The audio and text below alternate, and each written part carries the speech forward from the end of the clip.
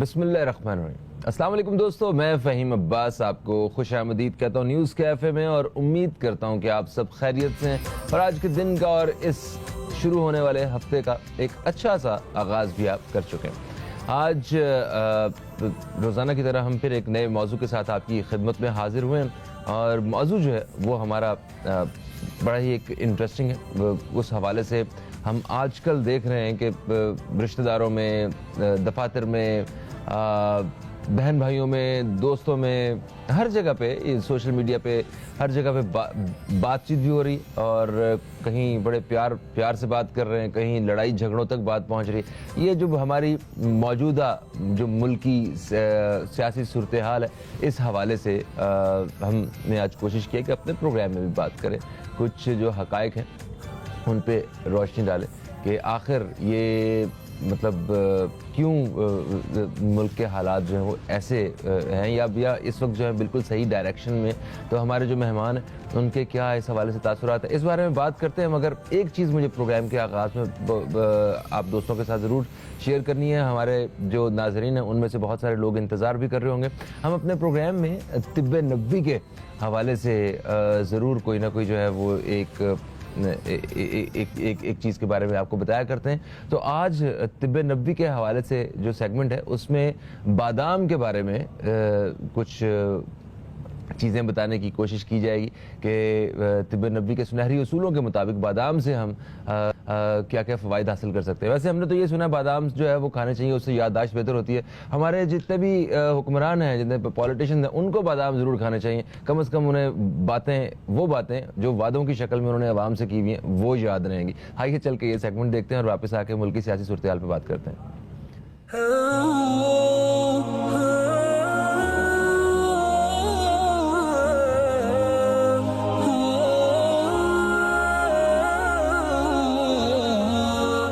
بادام کی خصوصیت تو ہم سب نے سن رکھی ہے کہ بادام کھانے سے ذہن کی بہترین نشوما ہوتی ہے اور اس سے ذہنی کارکردگی اور صلاحیتوں میں اضافہ ہوتا ہے۔ بادام کا استعمال الزائمر جیسی ذہنی بیماری سے بچاتا ہے۔ ذہنی ماہرین کا کہنا ہے کہ بادام یا بادام کے تیل کا استعمال اعصابی نظام کو درست کرتا ہے۔ بادام کے اندر موجود فیٹی ایسڈ ذیابیطس کے مریضوں کے لیے بہتر ہوتا ہے، اور اکثر افراد میگنیزیم کی کمی کی وجہ سے ذیابیطس کے مرض میں مبتلا ہیں۔ میگنیزیم کی تعداد بڑھانے کے لیے بادام کا استعمال ضروری ہے۔ میگنیزیم کی کمی ہائی بلڈ پریشر کا سبب بن سکتی ہے۔ بادام کھانے سے زیادہ دیر تک بھوک نہیں لگتی، اس لیے یہ وزن کم کرنے کے لیے انتہائی مفید ہے۔ 1.5 اونس بادام اور دوسرے ڈرائی فروٹ کھانے سے دل کے دورے کے خطرات میں کمی واقع ہوتی ہے۔ بادام سے حاصل ہونے والے معدنیات ہڈیوں کے لیے بے حد ضروری ہے، کیونکہ اس میں فاسفورس بھی شامل ہوتا ہے۔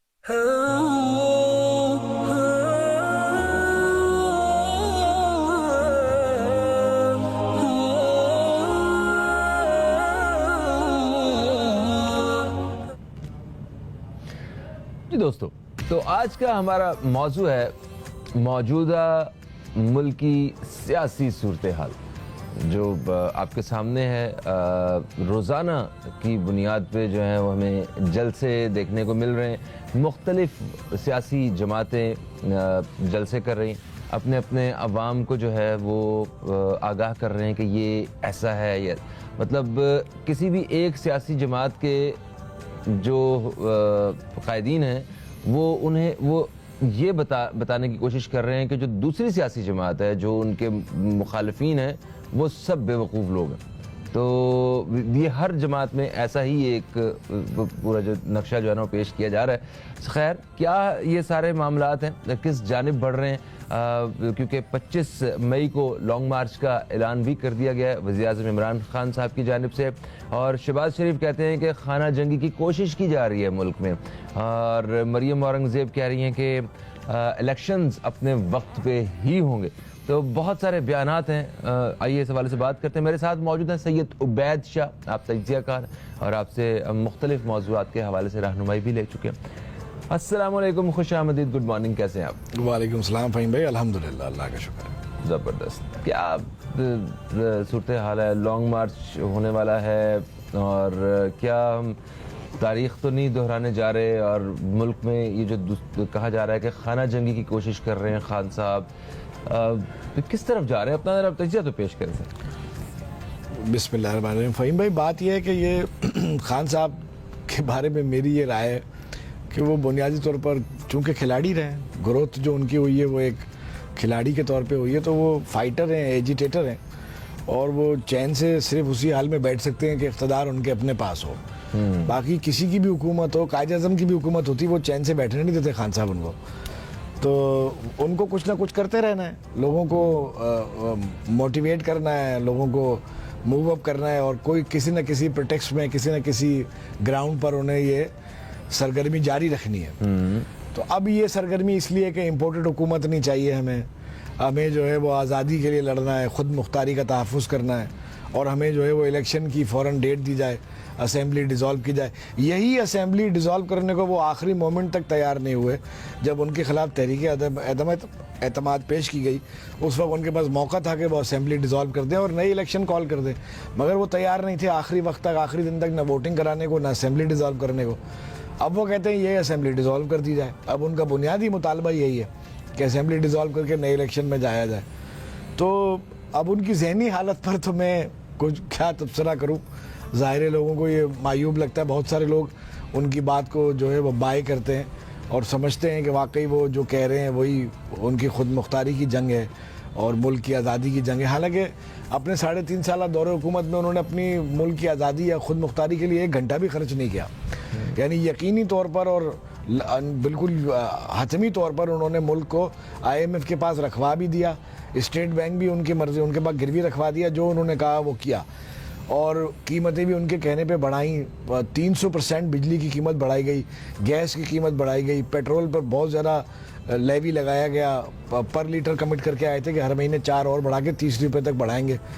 तो खान साहब की बातें कुछ और हैं और दावे कुछ और हैं, और उनका एजेंडा क्या है और उनका स्टांस क्या है, इनमें बहुत कंट्राडिक्शन है। और खान साहब एक्सपेक्ट कर रहे हैं कि मिलियंस ऑफ फॉलोअर्स जो है ना उनके वो आएंगे, और उनका मुतालबा क्या है कि इलेक्शंस जो हैं वो फौरी तौर पे करवाए जाएं। ये मौजूदा जो हुकूमत है ये हमें किसी तौर भी कबूल नहीं है।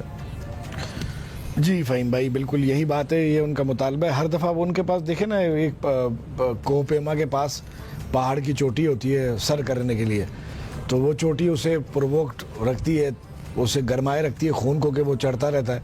जब तक ऊंचाई पर ना पहुंच जाए, पीक पर, वो अपने खून को गर्म रखता है कि मेरा ये सामने मंजिल है, ये हदफ है। तो खान साहब अपने सामने एक हदफ रख लेते हैं, एक उनकी एक तबीयत है, उनका वो है। पूरा भी कर लेते हैं, फिर पूरा करना ना करना तो एक अलग है, ये तो कुदरती हालात पे मुनहसर है ना। बिल्कुल सही है। ये तो अल्लाह की क्या मर्जी है, अल्लाह बेहतर जानता है। तो इस वक्त उनका हदफ जो है वो ये है कि नए इलेक्शंस की तरफ जाया जाए। उनका ये ख्याल है कि उन्होंने जो मोमेंटम क्रिएट किया है, लोगों की एक राय बना ली है, एक हीट क्रिएट की है, उसमें उन्हें इलेक्शन हो जाए तो उन्हें फ़ायदा होगा और उन्हें काफ़ी ज़्यादा वोट मिल जाएंगे। और ओवरसीज़ पाकिस्तानी के लिए भी वो लेजिस्लेशन कुछ उन्होंने की थी, और इलेक्ट्रॉनिक वोटिंग मशीन्स का सिलसिला रखा था। ये जो इत्तेहादी हुकूमत है, इनका ये ख्याल है कि हमें कुछ चीज़ें ठीक करने के बाद इलेक्शन में जाना चाहिए।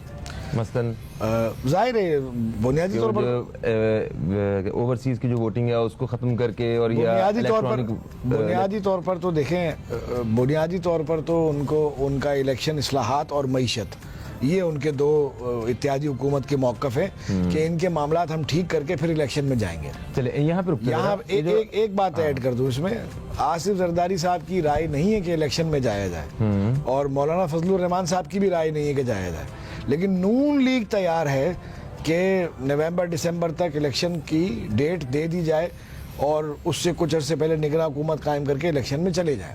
ठीक है। अब ये इत्तेहादी मशवरा कर रहे हैं और आपस में बैठ रहे हैं और अपने अपने कार्ड्स ज़ाहिर डिस्कस करेंगे कि अगर जाएं तो क्या फ़ायदा है, न जाएं तो क्या फ़ायदा है। तो ये आज एक बैठक लगनी है ऐसी बड़ों की, जी हाँ, जरदारी साहब की, शहबाज शरीफ साहब की और अपना मौलाना फजलुर रहमान साहब की। सर देखिए, आपने कहा कि ये मौजूदा हुकूमत के दो वो एरिया हैं जिन पर वो फोकस किए हुए, एक तो इंतखाबी इस्लाहात और दूसरा मईशत के जो मामलात हैं उस पर हम ज़रूर अभी बात करेंगे। जो इंतखाबी इस्लाहात, इसमें मुझे बताइएगा कि क्या जो पाकिस्तान से बाहर जो पाकिस्तानी हैं उनका वोटिंग में हिस्सा होना चाहिए, ठीक है, जो इमरान खान साहब चाहते हैं, और पाकिस्तान में एक बड़ी तादाद में पाकिस्तानी भी ये चाहते हैं, जो उनके फॉलोअर्स हैं वो तो डेफिनेटली चाहेंगे। दूसरा अपना जो ईवीएम की बात जो हो रही थी, क्या वो भी इस्लाहात में आता है या के मुताबिक उसको नहीं होना चाहिए? इसमें भी रोशनी डालिएगा। देखें, इलेक्ट्रॉनिक वोटिंग मशीन जो है वो उसको इलेक्शन कमीशन ने हाथ खड़े कर दिए थे कि हम इस पर अभी इलेक्शन नहीं करा सकते, हम इसके लिए प्रिपेयर्ड नहीं है। ठीक है, नंबर 1 बात तो ये है। और खान साहब की भी जो है ना वो जहनी सतह, ज़ाहिर है मैं फिर ये दोबारा बात दोहराता हूँ तो मुनासिब भी नहीं रहती, लेकिन हम एक समझदार आदमी जो प्रूडेंट वोटर होगा वो तो ये चाहेगा कि आप इस इलेक्ट्रॉनिक वोटिंग मशीन को एक हलके में या किसी एक सतह पर आप ट्राई करके पहले देखें। बिल्कुल सही, अच्छी बात आप जबरदस्ती पूरे मुल्क में इकट्ठा एक ही वक्त में इसको नाफिज करने में क्यों लगे हुए? तो ये कोई अकलमंदाना दानिशमंदाना बात तो नहीं है ना। आप बल्दियाती इंतखाबात में इसको ट्राई कर लें, सूबाई असेंबली के किसी एक हलके में ट्राई कर लें, वफाकी कौमी असेंबली के किसी एक हलके में ट्राई कर लें। तो इलेक्शन कमीशन ने तो कह दिया था कि जी नहीं, हम इसको पूरे मुल्क में एक साथ यकमुश्त ट्राई करने के पोजीशन में नहीं है। तो ये तो एक अभी बहरान है ही। अच्छा, मगर जहाँ पे सबसे ज्यादा वोट चोरी होने का डर होता है, जहाँ इसकी सबसे ज्यादा जरूरत है वहीं अभी ट्राई नहीं हो सकेगा। हाँ, अब देखें ना, बिलावल जरदारी साहब जो है उनका मौक़िफ़ इस मामले में बड़ा संजीदा है। अच्छा, वो क्या है? और अहम है। वो ये कहते हैं कि जो आदमी पाकिस्तान में रहता ही नहीं है, पाकिस्तान के हालात से मुताबिकत ही नहीं रखता, पाकिस्तान में उसका कोई स्टेक ही नहीं है, उसका कुछ दाव पे नहीं लगा, वो यहाँ कमाता नहीं, यहाँ टैक्स नहीं भरता, वो यहाँ वोट डालकर हुकूमत पर असरअंदाज क्यों हो, उसको हम मुतनासिब नुमाइंदगी दे सकते हैं। तो क्या उनकी आमदन से पाकिस्तान को कोई फर्क पड़ता है कि वो पाकिस्तान से चला गया और उसका पाकिस्तान से कोई ताल्लुक ही खत्म हो गया? ऐसी बात है क्या? पाकिस्तान के लोगों पर हुकूमत किसने करनी है? वो पाकिस्तान के लोगों को फैसला करना चाहिए। अगर उसके फैसले पर असरअंदाज होने के लिए कोई और कुव्वत तैयार हो जाए तो ये नाइंसाफी तो होगी। इससे बेहतर यह है, और ऐसा भी नहीं होना चाहिए कि उनको नुमाइंदगी बिल्कुल ना मिलती हो, इससे बेहतर यह है, उनकी तजवीज़ बेहतर है। वो कहते हैं कि मुतनासिब नुमाइंदगी दी जा सकती है। मसलन दुबई के लोगों के लिए एक सीट रख दी गई, यूके के लोगों के लिए एक सीट रख दी गई, या अमेरिका के लोगों के लिए जो रीजन्स हैं, रीजन्स में बांट के एक सीट रख दी गई, तो वो लोग अपनी सीट के लिए वोटिंग करके अपना नुमाइंदा भेज दें और फैसला साजी में शामिल हो जाएं, बजाय इसके कि मुल्क में 1.5 करोड़ वोट पड़ते हैं और 70 लाख लोग ओवरसीज पाकिस्तानी वोट डाल दें, तो पूरा रेशो बदल जाए और हुकूमत की पूरी मैकेनिज्म और कॉम्पोजिशन बदल जाए। अच्छा, ठीक है, ये बात आपकी मतलब किसी हद तक ठीक हो सकती है। अब अगर जो ओवरसीज पाकिस्तानी हैं उनको पाकिस्तान की सियासत में अगर कुछ मौका मिलता है, तो आपको नहीं लगता कि वो उनका जो सियासी जो उनकी तरबियत है, ठीक है, वो मुख्तलिफ है पाकिस्तान से? इतने साल बाहर गुजारने के बाद वो चीज़ों को कुछ और तरह से देखते हैं, इस तरह ये महज़िब माशरों में सियासत का और हुकूमतों का सारा इंतज़ाम और इंतखाबात का निज़ाम, तो उनकी तरह वैसे पाकिस्तानी ही रहता है। आपने चौधरी गुलाम सरवर को भी देख लिया, आपने शहबाज गिल को भी देख लिया, पाकिस्तानी तो पाकिस्तानी ही रहता है। इस पर फख्र भी है हमें, पाकिस्तानी रहता है, मगर वो पाकिस्तानी को अपने शौरी सतह को बेहतर करने में मेरा ख्याल है कोई प्रॉब्लम भी होनी चाहिए। बहरहाल देखें, ये बात ठीक है कि जो वैल्यूज़ हैं, पॉलिटिकल वैल्यूज़ हैं या डेमोक्रेटिक वैल्यूज़ हैं वेस्टर्न कंट्रीज़ में, जो पाकिस्तानी वहाँ रहते हैं वो उनके शहदाई और मद्दा होते हैं, और यकीनन उनकी वहाँ कुछ तरबियत ज़हनी तौर पर हो पाती है कि वो उन वैल्यूज़ को समझते हैं। मगर खान साहब भी, अफसोस ये है ना, अलमिया अमल और किरदार के फ़र्क का है। खान साहब भी मगरबी जमहूरियत की बहुत मिसालें दिया करते रहे अपोजिशन में रहते हुए, लेकिन जब वो हुकूमत में आए तो वो मगरबी वो जमहूरियत जिसका खान साहब प्रचार करते थे वो हमें देखने को मिल नहीं सकी 3.5 साल में, समझे ना। वैसे ही सीटीडी ने बेगुनाह लोग मार दिए, इंसाफ नहीं मिला। अच्छा, तो खान साहब को फिर मुकम्मल पूरा वक्त दे देते ना 5 साल? मतलब ये पिछले सारी जमातें मिलके उनको जबरदस्ती पहले उतारना चाह रही थी, अब उतारने के बाद जो है वो जो राग अलापते रहे हैं, महंगाई, डॉलर महंगाई, पेट्रोल, डॉलर, कर्जा, महंगाई, आज भी उसी फॉर्मेट पे काम हो रहा है सारा। देखें, अपोजिशन जमातें जो अब बरसर इख्तिदार हैं वो ये समझती थी, उनकी ये राय थी कि अगर खान साहब को खींच के उतारा नहीं गया इख्तिदार से तो ये सबको सजाएं करा देंगे और अगले 5 साल भी ये रहेंगे। अच्छा, तो सजाएं जिसने चोरी की हुई है उसको सजा मिलनी चाहिए कि नहीं मिलनी चाहिए? ईमानदारी से बताइए। ये बिल्कुल अलहदा बात है, इनोसेंट अनलेस प्रूवन गिल्टी। जब तक अदालत सजा नहीं सुना देती थी आप तो मासूम ही समझेंगे, बेगुनाह ही समझेंगे। ठीक है, वो इल्जामात अपनी जगह बड़े संगीन है और बड़े संजीदा हैं और उनको अंजाम तक पहुंचना चाहिए अदालत के प्लेटफॉर्म से। लेकिन जब तक अदालत सजा ना सुना दे कोई भी मुलजिम बेगुनाह समझा जाता है। तो मैं तो पॉलिटिकल पॉइंट ऑफ व्यू से बात कर रहा हूँ। अपोजिशन जमातों की ये राय थी कि इनको फौरन मुद्दत पूरी करने देने से रोका जाए, वरना ये हमें सजाएं करा देंगे। और इन्होंने एक मुशीर एहतसाब रखा हुआ है, वो रोज़ाना यही काम करता है, बैठा हुआ हम पर केस बनवाता है, तो हम इनको खींचें और अगले 5 साल के लिए इनको। अब जो सियासी पंडित हैं जो ना इधर चैन से लेते हैं ना उधर चैन लेते हैं, वो कहते हैं खान साहब को मुद्दत पूरी करने देते हैं। सही है। और आपकी इस बात से तो वाज़ेह हो गया कि जो हुकूमत बदलने का जो सारा प्रोसेस था, इसमें कहीं भी आवाम का मफाद नहीं था, सिर्फ अपना ये था कि हमें कहीं अंदर ना करवा दें, मुल्क से हमेशा के लिए बाहर ना भेज दें, हमारे जो असासे हैं वो जब्त ना हो जाएं। यही एक डर था जिसकी वजह से ये सारे मामला हुए। जैसा कि आजकल हम देख रहे हैं कि पाकिस्तान का मवाजना वो श्रीलंका के साथ किया जा रहा है। श्रीलंका के सियासी जो हालात हैं उनके साथ किया जा रहा है। श्रीलंका को भी जो रिजीम चेंज के हवाले से हमने काफ़ी ज़्यादा डिस्कशन में सुना, और उसके बाद अभी वहाँ पे करप्शन, वो जिन लोगों ने करप्शन की हुई थी उनके खिलाफ अवाम जो है वो बाहर निकल के, और सियासत की मतलब जो सियासत के मैदान में जो चीज़ें थी वो हमारे सामने आई। फिर महंगाई के हवाले से, डॉलर की कीमत के हवाले से पाकिस्तान के साथ मिलते जुलते मसाइल नज़र आ रहे हैं।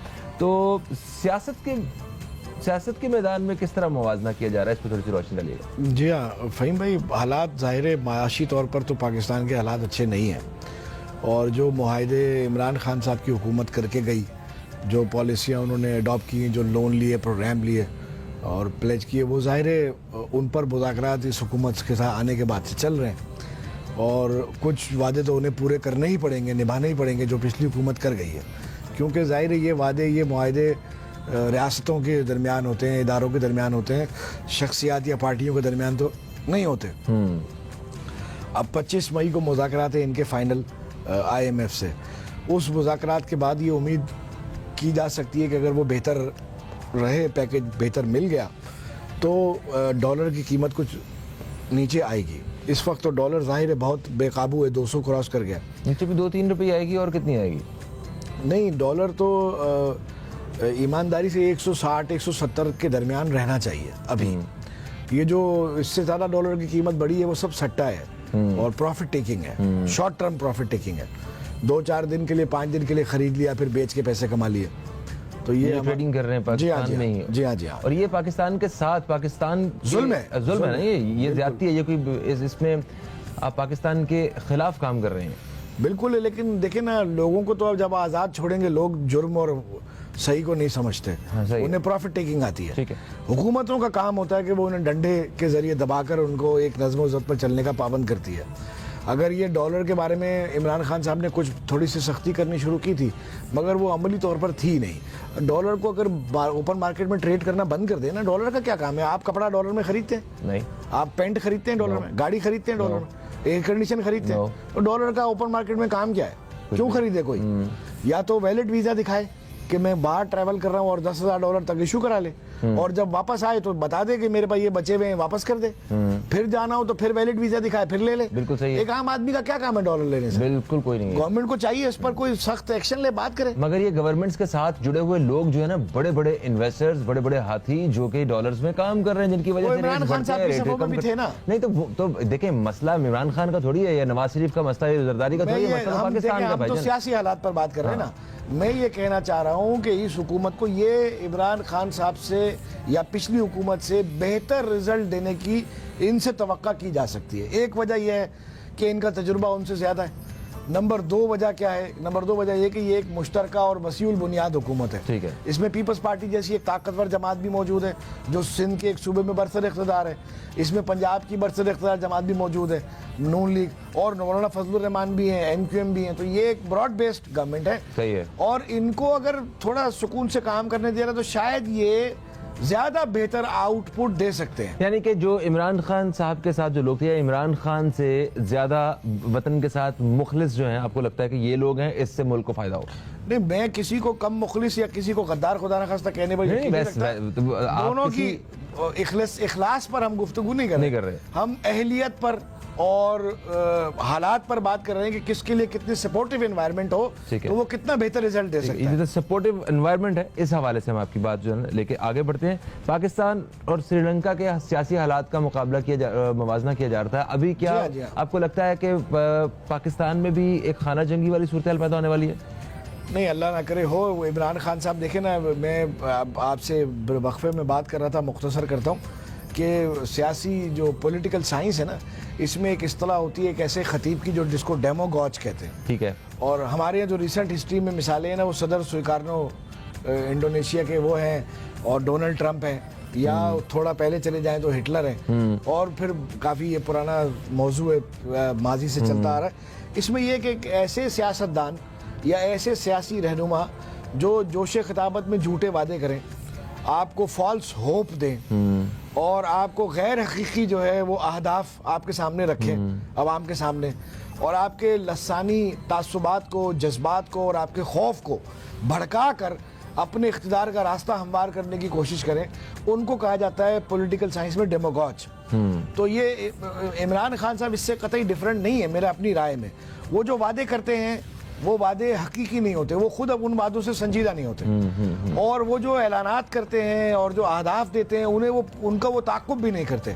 اسی طرح وہ لوگوں کے جس طبقے کو ایڈریس کر رہے ہوتے ہیں, وہ ان کی لسانی تعصبات کو, ان کے جذبات کو, ان کے خوف کو اور ان کی امنگوں کو ایکسپلائٹ کر رہے ہوتے ہیں. سر دیکھیں, یہ تو ساری جماعتیں اپنے اپنے ایجنڈے کے ساتھ جو ہے وہ بات کر رہی ہوتی ہے. کسی کو صرف جہاں مہاجروں سے ووٹ مل رہے ہوتے ہیں وہ مہاجروں کے لیے بات کر رہی ہے, جس کو سندھیوں سے ووٹ مل رہے ہیں وہ سندھی کے لیے بات کر رہی ہے, جس کو پنجابیوں سے ووٹ مل رہے ہیں وہ پنجابیوں کے لیے بات کر رہی ہے, جس کو کوئی مذہب کا کارڈ لے کے میدان میں آئے ہوتے ہیں. اسی طرح سب کے پاس کوئی پڑھے لکھے لوگوں کا کوئی یوتھ کا نام لے کے آئے ہوئے ہیں. صاحب بذو میں خود بہتر ہے نا دوسروں سے, انہیں تو کم سے کم یہ کارڈ استعمال نہیں کرنے چاہیے نا. آپ انہیں بھی کرنا تو ہے, وہ 50% سے زیادہ جو ہماری یوتھ ہے وہ اس کا کارڈ لے کے آئے ہوئے ہیں مارکیٹ میں, اور جس کے لیے وہ الگ الگ ناموں سے بھی پکارے جا رہے ہیں. ابھی تو ان کا نعرہ کیا ہے, ابھی تو ان کا نعرہ ہے کہ امریکہ کی غلامی سے آزادی, جی, اور ان کا نعرہ ہے خود مختاری کا تحفظ ہے. وہ کہتے ہیں ہم کیا غلام ہیں. تو کیا پاکستان میں آپ نے امریکہ کی غلامی یا امریکہ کے حوالے سے کبھی زندگی میں کسی سیاسی جماعت کا ایجنڈا نہیں سنا, کبھی بھی؟ امریکہ کے نہیں, یہ تو بحث ہی کا موضوع ہی نہیں ہے. بحث کا موضوع تو یہ ہے کہ خان صاحب نے 3.5 سالہ دور میں 1 گھنٹے بھی امریکہ کی غلامی سے آزادی کے لیے کوئی کوشش کی, کوئی عملی اقدام کیا, کوئی خود مختاری کے تحفظ کے لیے کچھ کیا؟ دیکھیں, یہ کہا جاتا ہے کہ جب آپ نے کوشش کی اس وقت آپ کا اقتدار ختم ہو گیا. یہی تو وہ بات, یہی تو بول رہے ہیں. کیا کوشش کی انہوں نے؟ پروگرام کا وقت ختم ہو گیا, یہ واقعی بحث ختم نہیں ہوئی.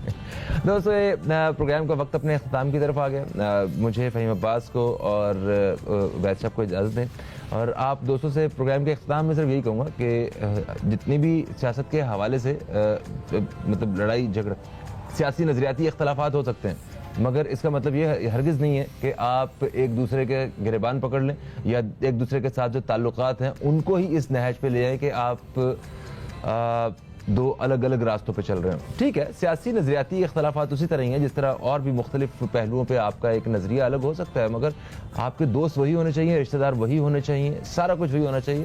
نظریات الگ ہونے سے کچھ نہیں ہوتا ہے. اپنا بہت سارا خیال رکھیں.